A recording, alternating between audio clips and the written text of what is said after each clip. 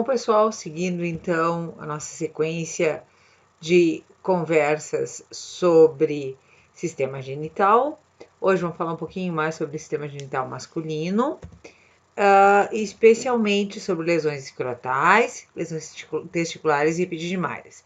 Iniciando então pelas lesões escrotais, a gente tem que dentre elas as mais, ou nesse órgão, as lesões mais importantes são as lesões inflamatórias. Quando as lesões inflamatórias ocorrem na superfície, que é tecido cutâneo, a gente vai chamar essas lesões de dermatites. De um modo geral, elas podem ocorrer com mais frequência por traumatismos, tá? Mas também lesões de fotossensibilização, que é um assunto sobre o qual a gente vai falar mais tarde lá quando a gente estiver falando de perianexos. Mas talvez a mais comum realmente sejam as lesões traumáticas ou alguma piodermite. Então, a gente lida com essa situação como sendo realmente uma lesão de dermatite. Bom, as lesões, quando elas ocorrem na face interna do escroto, ou seja, nas fáscias escrotais, a gente vai chamar esse quadro, então, de periorquite. Sendo as fáscias estruturas serosas, na grande maioria dos casos, as periorquites são fibrinosas, ou seja, elas vão aparecer com uma superfície rugosa, geralmente tem bastante edema, bastante aumento de volume, tá? E a deposição de algum material grumoso, amarelado na superfície, que é então a fibrina. Num corte transversal, a gente observa aqui, então, o grande aumento de volume, o intenso edema, e percebam aqui, ó, o testículo está íntegro. A lesão, ela acontece só nas fáscias, no espaço vaginal aqui, ou nas fáscias, no entorno do testículo. Por isso, então, a gente vai denominar essa lesão de periorquite. Bom, ainda no escroto, podem ocorrer neoplasmas, também tendo em vista que a maioria dos neoplasmas vão ser neoplasmas cutâneos, tá? Como, por exemplo, os mastocitomas, que são razoavelmente frequentes no escroto, são tumores de mastócitos, né? Os carcinomas de células escamosas, que são geralmente lesões ulceradas, muito destrutivas, tá? Ou então neoplasmas vasculares, como o hemangioma, que é a variante benigna, ou o hemangiosarcoma, que é a variante maligna dos tumores vasculares, ou ainda, mais raramente, tumores de túnicas, como os mesoteliomas. Os mastocitomas, como eu já falei, são tumores de mastócitos. Apesar desse nome, eles são sempre malignos, tá? Eles podem aparecer só como aumentos de volume. Eventualmente, as lesões podem ser ulceradas, tá? Mas com grande frequência são lesões que cursam com aumento de volume. E o mastocitoma, ele é um neoplasma sempre maligno, mas quando no escroto ele tem um agravante, que é a possibilidade de invasão e metástase via canal inguinal, com disseminação para a cavidade abdominal. Então, a gente tem que ter bastante cuidado quando esse neoplasma ocorre no escroto. Aqui só um exemplo desse neoplasma que é raro, que é o mesotelioma, que é o neoplasma das células mesoteliais. Tá? Ele é um tumor maligno e ele aparece, então, com essa imensa proliferação de estruturas multinodulares, às vezes com um certo aspecto aveludado. Então, vocês percebam que está no entorno do testículo que está íntegro aqui, o testículo aqui, e aqui o neoplasma nas fáscias, e aqui a superfície cutânea também íntegra. Bom, vamos conversar um pouco agora sobre as lesões de testículos e epidídimo. Tá? Dentre as que a gente vai abordar, estão algumas anomalias e distúrbios do crescimento, distúrbios vasculares, inflamações e neoplasmas. Dentre os distúrbios do crescimento, talvez um dos mais corriqueiros seja o criptorquidismo. Essa é uma lesão que ocorre em todas as espécies, tendo uma importância maior, talvez por frequência, por ocorrência, por preocupação de tutor ou proprietário, quando ela ocorre em caninos em equinos, mas ela também ocorre nas demais espécies, tá? Então, o criptorquidismo, como eu já falei, pode ser uni ou bilateral, e ele consiste da não migração do testículo para o interior do escroto. Então, é importante falar que essa parada da descida testicular pode ocorrer em qualquer parte desse caminho. Pode ser lá na posição original ou em alguma em algum dos pontos da trajetória que esse órgão, que essa gônada percorre até chegar no escroto. Tá? Aqui, então, um exemplo de um testículo descido e o outro, então, criptorquida, como eu já falei, pode ser uni ou bilateral. E é importante comentar que a consequência do criptorquidismo geralmente é hipoplasia testicular, porque o testículo criptorquida, ficando na cavidade abdominal, sofre os efeitos do excesso de calor da cavidade abdominal, o que determina destruição, perda das células testiculares. Bom, então a consequência principal do criptorquidismo é a hipoplasia testicular. Quando unilateral, muitas vezes o animal ele mantém a mesma capacidade reprodutiva, tá? E quando bilateral, ele pode ser uma situação mais complicada. Os testículos que ficam inclusos na cavidade, eles vão ter uma predisposição maior a apresentar neoplasmas, como a gente vai comentar daqui a pouco. E a consequência, então, como eu falei para vocês, do criptorquidismo é a hipoplasia desse testículo que não migrou para o escroto. A hipoplasia testicular, ela pode ocorrer também em situações onde não há criptorquidismo. Simplesmente o testículo não cresce, não se desenvolve até o tamanho que deveria se desenvolver. Isso é uma condição genética e é uma condição que implica no descarte daquele animal como reprodutor, por ser uma condição de caráter hereditário. Aqui também exemplificando um testículo pequeno e o outro do tamanho normal. Esse testículo nunca chegou até nunca se desenvolveu em sua plenitude. Como eu falei, uma condição genética e hereditária. Bom, o testículo hipoplásico ele precisa ser diferenciado de um testículo atrófico. Na atrofia, geralmente por uma condição inflamatória que cursa com destruição tecidual, ou aumento de temperatura local, ou por alguma outra condição traumática, ocorre involução, diminuição do tamanho do testículo. Essa é uma condição que não é hereditária, é uma condição adquirida. Então, um indivíduo com um testículo atrófico, ele não precisa ser descartado para reprodução, enquanto que um portador de testículo hipoplásico deve ser descartado. Então, essa condição deve ser identificada. A forma de identificar, muitas vezes, é pelo histórico, né? O animal apresentava 2 testículos decíduos e de tamanho normal, então, e um deles diminuiu de tamanho. Bom, claramente é uma atrofia. Na ausência de histórico, pode-se tentar a diferenciação histológica, mas muitas vezes, especialmente em casos mais crônicos, ela pode ser difícil.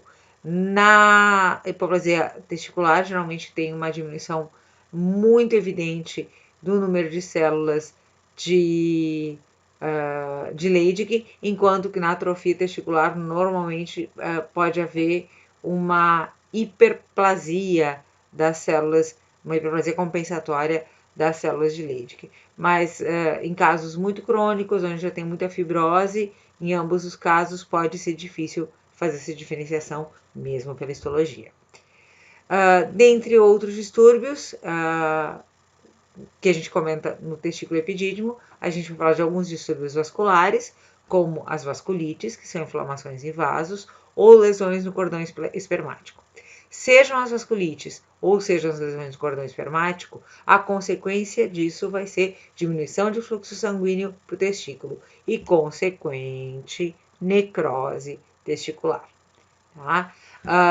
Como consequências ou como causas, condições que levam, condições que cursam com lesão no cordão espermático, a gente tem a torção do cordão espermático ou castração com bordizo ou borrachinha, tá? Então, aqui só exemplificando para vocês um caso de vasculite em febre catarral maligna. Febre catarral maligna acomete bovinos e é uma doença que tem como característica essencial a inflamação dos vasos, tá?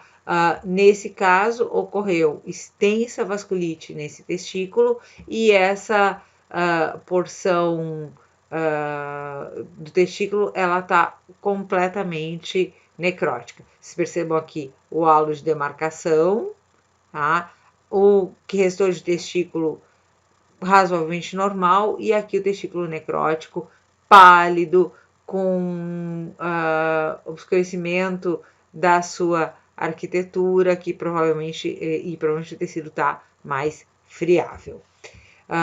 Aqui só exemplificando para vocês o bordizo, também conhecido como emasculador, é uma ferramenta utilizada para fazer o esmagamento dos vasos no conduto espermático e, consequentemente, impedimento do fluxo sanguíneo para o testículo, que necrosa dentro do escroto. E é uma forma de castração. O mesmo princípio ou esse mesmo princípio segue a castração pela borrachinha. Você coloca a borracha na base do escroto e ela impede o fluxo de sangue para o testículo. Bom, a gente precisa falar de inflamações nos epidídimos e nos testículos. As inflamações nos epidídimos são denominadas de epididimites, enquanto que as inflamações nos testículos são orquites. Lembra de diferenciar orquite de periorquite. Orquite é inflamação no testículo, periorquite é nas membranas, nas fáscias que circundam o testículo. Todos esses eventos podem ocorrer concomitantes. Pode existir uma periorquite com orquite, uma orquite com epididimite, uma periorquite com epididimite e com orquite, tá? Mas é muito importante que a gente denomine cada um dos elementos afetados, porque quando a gente caracteriza bem um quadro inflamatório, a gente tem mais chances de conseguir relacionar esse quadro inflamatório com algum agente etiológico específico, certo? Bom, característica básica das orquites é aumento de volume do testículo, que também pode aparecer mais quente, mais aquela área mais avermelhada, tá? As orquites elas são principalmente de causa infecciosa, a maioria delas de origem tem como via de infecção a via hematógena, tá? E dentre os agentes etiológicos a gente cita o Actinobacillus seminis, a Escherichia coli e a brucela. Lembrando que no caso da brucelose, a orquite ela normalmente é muito grave. É uma orquite necrotizante, supurativa, com muita destruição tecidual e inclusive podendo podendo causar também uma periorquite e, por extensão, lesão cutânea com ulceração. Orquites ascendentes podem acontecer secundárias a ureterites por bactérias, geralmente bactérias gram-negativas, essas bem corriqueiras.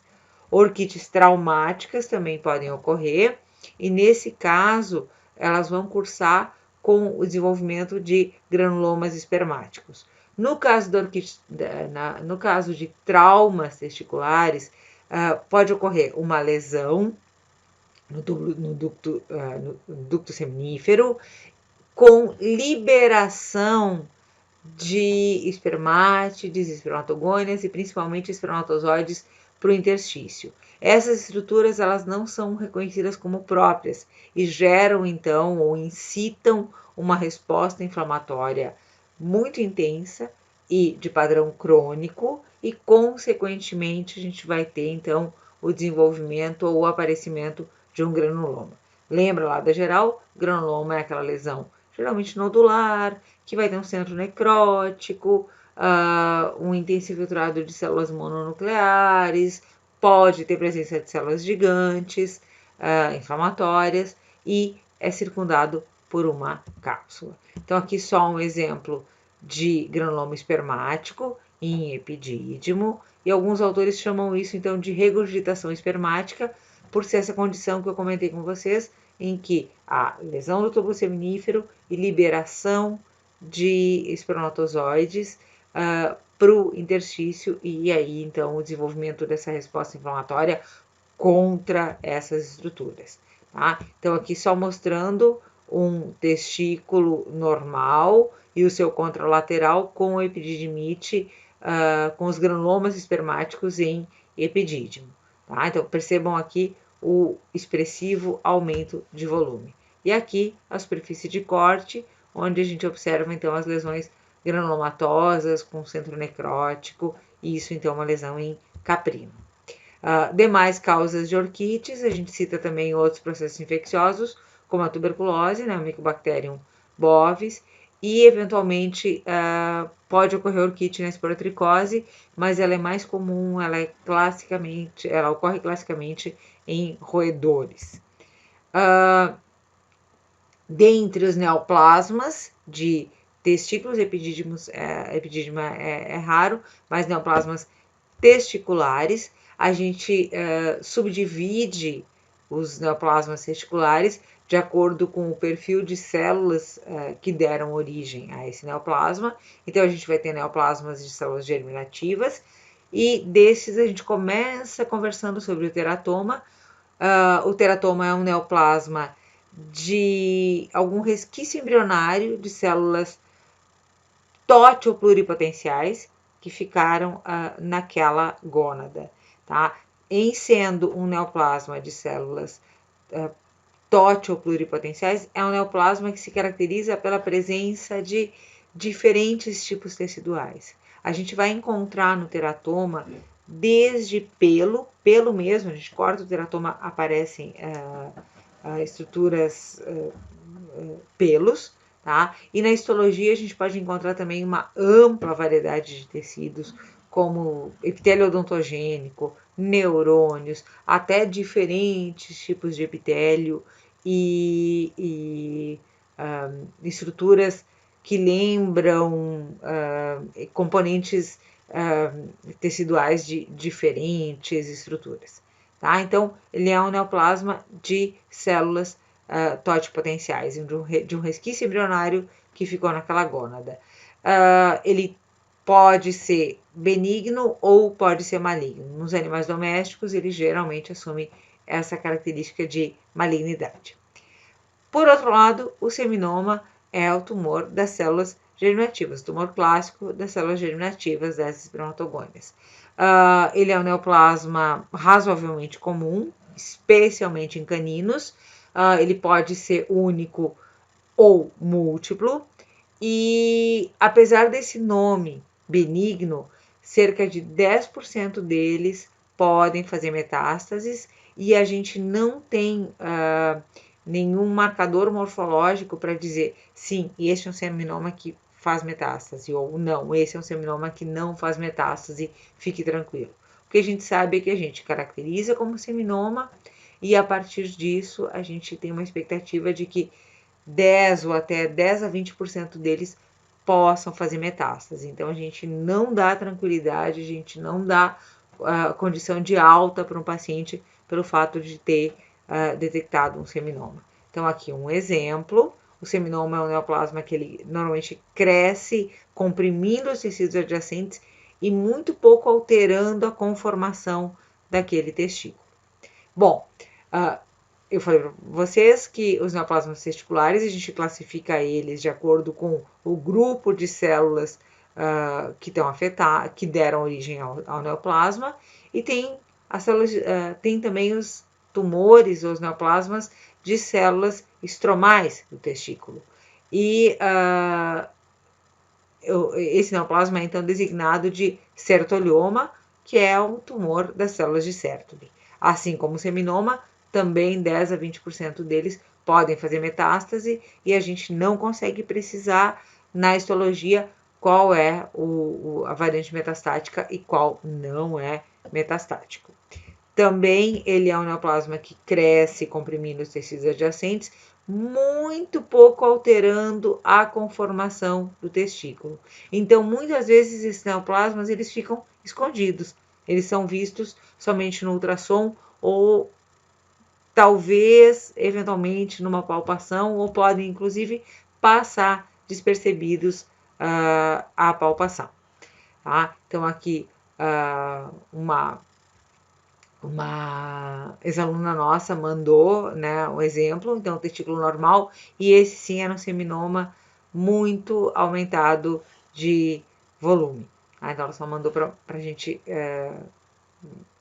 lembrou da professora e mandou a foto como exemplo. Tá? Então, aqui, detalhe, percebam que houve um aumento do testículo como um todo, nesse caso. Esse sertolioma aqui já é uma outra variante, ou já é um outro exemplo, onde ele cresceu muito e ele sim, nesse caso, fez uma distorção completa da morfologia do testículo. Eles existem, mas essa variante distorcendo a conformação do testículo é mais rara.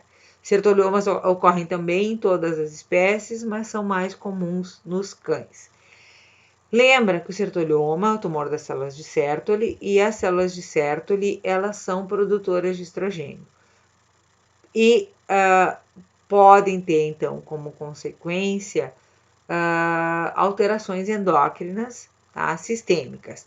Uma das alterações é essa alopecia, tá, geralmente bilateral e simétrica, hiperpigmentação da pele e, mais ainda, alguns machos vão desenvolver o que a gente chama de síndrome de feminilização. Então, além da alopecia, além da hiperpigmentação, eles vão apresentar ginecomastia, tá? E uma mudança, uma discreta alteração de fenótipo, levando a um aspecto mais feminilizado desse indivíduo.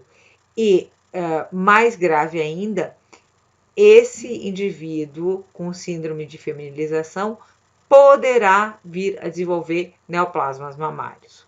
Só para vocês terem uma ideia, todos os casos, não são muitos, mas todos os casos de neoplasma mamário em machos que nós diagnosticamos eram de cães que eram portadores de sertolioma. E mais uma outra informação importante, só para a gente completar essa conversa. Lembra que quando eu falei dos criptorquidas, eu disse que justamente o testículo que fica incluso, o testículo que não desce, ele é mais predisposto ao desenvolvimento de neoplasmas? Então, vocês precisam lembrar dessa informação quando a gente está diante de um quadro como esse, por exemplo. Muitas vezes esse animal aparentemente nem tem testículo, tá? E vem desenvolver um quadro de feminilização, tá? Lembra que testículos não descidos têm maior predisposição a desenvolver neoplasmas, e um desses neoplasmas pode ser o sertolioma. O sertolioma pode levar a síndrome de feminilização e dentro desse quadro o animal pode vir a desenvolver tumores mamários e aí geralmente malignos, tá? Então, não negligenciar testículos criptorquidas e ficar sempre atento para o desenvolvimento desses neoplasmas, para a possibilidade de desenvolvimento ou da presença desses neoplasmas testiculares. Bom, ainda existem os neoplasmas de células intersticiais. Eles são ainda denominados de leigignomas, mas esse é um termo que está em desuso. Eles estão sendo realmente, ou a tendência é que eles sejam denominados de tumores de células intersticiais. como o nome já diz, vocês já perceberam, eles são tumores das células de Leydig, tá? A semelhança dos outros, eles também crescem comprimindo o parênquima adjacente, não tanto alterando a conformação do testículo. E os tumores de células de Leydig, eles normalmente, ou com muita frequência, eles podem ter um aspecto amarelado ou amarelo-ouro, enquanto que os seminomas e sertoliomas geralmente são mais brancacentos. Outra coisa importante quando a gente fala de tumores testiculares é que um mesmo testículo pode portar vários neoplasmas. Às vezes são neoplasmas do mesmo tipo ou podem ser de tipos diferentes, como por exemplo, pode ter um leidignoma, um tumor de células intersticiais, e um seminoma, ou um sertolioma e um seminoma, ou um sertolioma, um leidignoma e um seminoma, tá? Então, não raro, os tumores, existem tipos diferentes de neoplasmas no mesmo testículo, tá? E muitas vezes os neoplasmas são bilaterais. Então, existe um tumor no testículo, esse mesmo tumor ou outra variante tumoral vai ocorrer no testículo contralateral. Então, existe indicação sempre para remoção dos dois testículos no caso desses, já do diagnóstico de um neoplasma num deles. Inclusive, falando disso, tá? A melhor forma de evitar esse problema e outros tantos é a castração. Como a gente fala de castração precoce para tumores que evitam tumores de mama, castração precoce de machos também vai proteger esses animais do desenvolvimento de neoplasmas testiculares. Lembra que 10 a 20% deles fazem metástase. Um outro exemplo, então só mostrando para vocês aqui um tumor de células de Leydig, esse sim, bem amarelado, aquilo que eu falei para vocês, amarelo ouro, tá? E esse animal, nós recebemos dele o escroto contendo os testículos, e ele tinha também no escroto, então no tecido cutâneo do escroto, um tumorzinho de vasos sanguíneos de caráter benigno, que era um hemangioma. Então, ele tinha um tumor de células de Leydig, um tumor de células também chamado de tumor de células intersticiais, e um hemangioma na mesma peça. Revisando então, neoplasmas testiculares, a gente tem os tumores de células germinativas, tá? Dentre eles o teratoma, que pode ser benigno ou maligno, o seminoma, tumor das células germinativas, que 10 a 20% deles podem ser malignos, podem fazer metástase, tumor de células estromais, o sertolioma, que ocorre com muita frequência em testículos não descidos e que pode levar ao quadro de síndrome de feminilização, com aparecimento de tumores de mama, e o tumor de células intersticiais. Com isso, a gente encerra esse tópico e a gente agregou então mais conhecimento. Tem material sobre isso lá no iAula, especialmente sobre tumores de células de Sertoli e síndrome de feminilização. Então vai lá, dá uma olhada e a gente se encontra na nossa próxima aula.